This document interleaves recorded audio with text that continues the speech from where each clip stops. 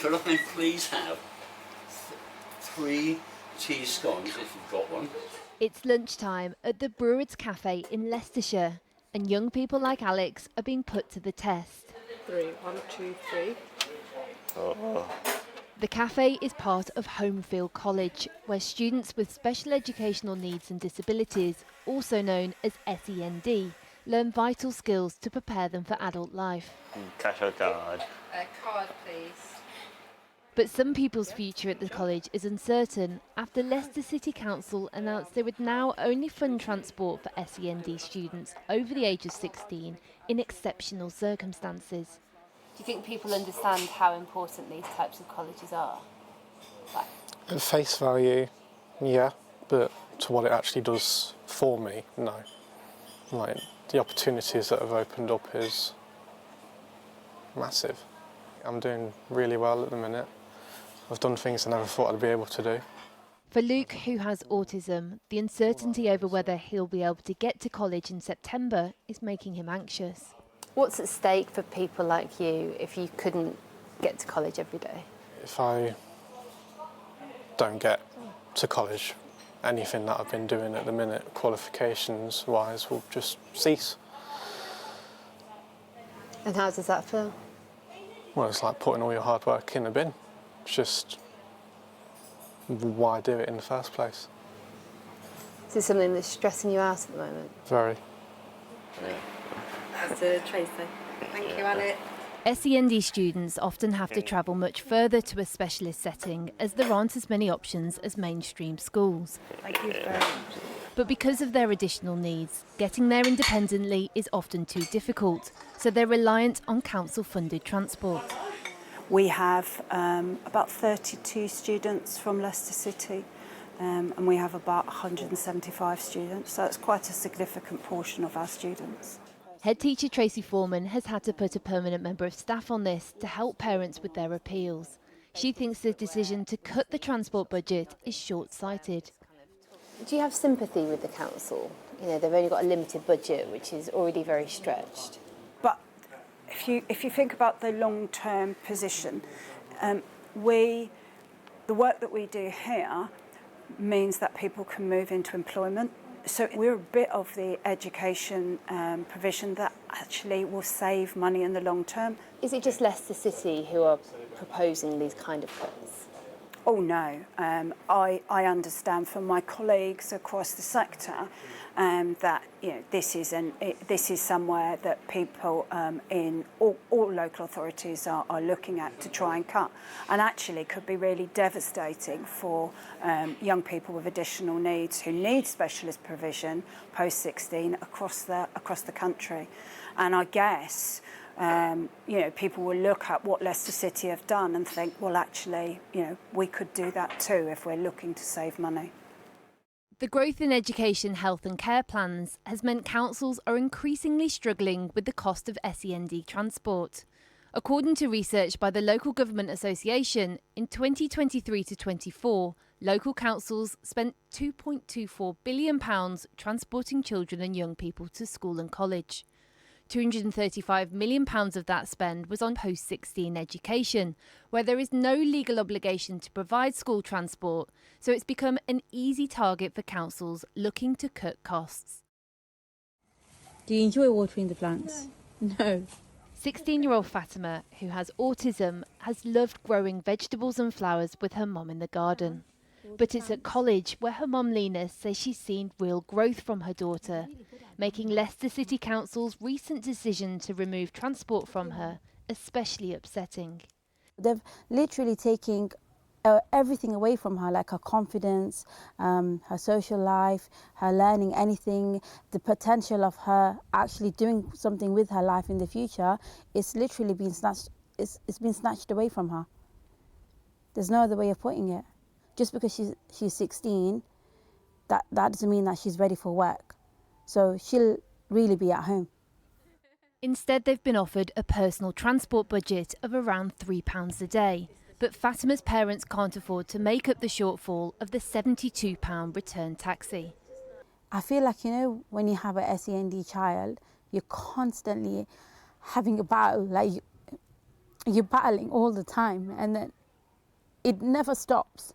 And then finally you think that they're going to get somewhere in their life, and you've got the support, and then it's just taken away from you. And I'm so sorry. Like, it's so frustrating.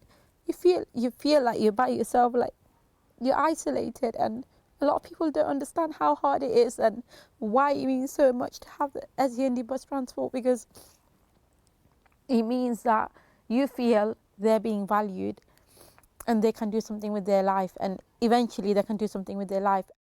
In a statement, Leicester City Council told us, "We are in discussions with them around solutions. However, we can't comment further as this is currently going through our appeals process and a decision has yet to be made." And what do you all hope to do when you leave here? Cheese shop, Nice. which I hope to open someday. Back in Brewood's coffee shop, discussing a future beyond college. It's clear what the skills and confidence learned in post-16 education has given to these students. I want to do like a sensory coffee shop so that people with like special needs feel welcome and don't feel like stressed or whatever. When I leave college, I'd like to work in a job where I can make people happy as well as publish a book, which I'm working on. Luke has recently found out Leicester City Council will continue to pay for transport so he can complete his studies. But for children like Fatima, who are just beginning their post-16 education, they face an anxious summer waiting to hear the outcome of their appeal. Anja Popp reporting. Now, transport costs aren't the only pressure facing students with special educational needs. The government says it will set out reforms to the system in the autumn and to set up an advisory group tasked with identifying and supporting children with difficulties. Well, one of its members, Professor Mark Mon-Williams from Leeds University, joins me now. Thanks very much for joining us this evening. This transport funding, we heard, is a lifeline to many young people and their families, but it is part of a much wider crisis across provision, with councils across the country saying they're having to make these cuts because they have no choice. Is that right? That's the science that we're seeing right across the country. The system is broken, areas are in crisis, and the impact's heartbreaking, as we've just heard from those young people in your feature. I mean, central government funding for high needs pupils and young people is around £11 billion, which is a rise of almost 60% in the last decade or so. First of all, where has that rise come from, and is it sustainable? It's definitely not sustainable. At every level of the country, we cannot afford the costs that are playing out across health, education, social care, the criminal justice system. And all of those costs are accruing because we're failing to meet the needs of children and young people. And the long-term implications of that are really, really worrying for a country. Those young people that you interviewed were saying about their fantastic creative ideas about how they can contribute to the economy. But if we don't support children and young people, they won't have the skills that we need coming through, and that will just hurt us. And all of our evidence shows that that will then cause all kinds of long-term health problems or entry into the criminal justice system with all the costs that are borne downstream. So where's this come from? I mean, years of austerity cuts. So we've just systematically decimated the support that's provided to children and young people year after year after year. And we're just seeing the cost of that playing out across our society now. But there has also been a really significant rise in the number of children and young people who've been diagnosed and need these educational care plans.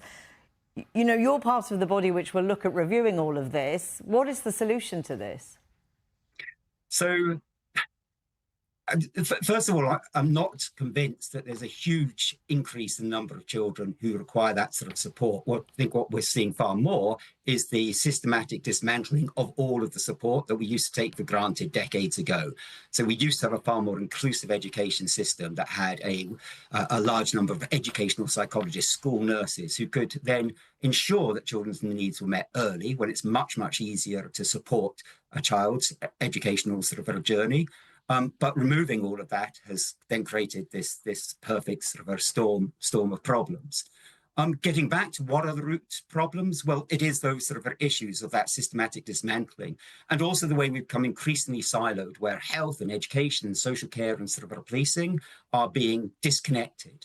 And that disconnect means that we just have these huge gaps through which most of our sort of families and children, young people, particularly in disadvantaged areas, are falling.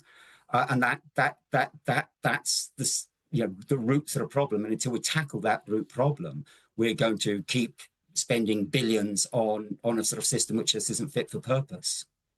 I mean, if you accept that perhaps the bill has to come down, or it has to, the trajectory has to slow, isn't there a danger that fewer children will be given these plans, and that, or do you have to think about spending the money in a different way? We definitely have to think about spending money in a different way, in a more effective way. For me, I'd like to see every child have a plan that allows them to achieve in school and thrive. And as a country, as a society, I think that should be absolutely our sort of a goal. What we currently have is a system which just isn't fit for a purpose. And so we spend an awful lot on a system which doesn't really work very well for many individuals at all. So we clearly want every child to achieve in school. We want every child to thrive. So we need to be smart about investing where that investment's going to have maximum impact. And again, just go back to this sort of a point, that means really tackling the root problems of the issues and really working across all of our different systems effectively. Going to have to leave it there, but Professor Mark Mon-Williams, thanks very much for talking to us. Thank you. Thank you.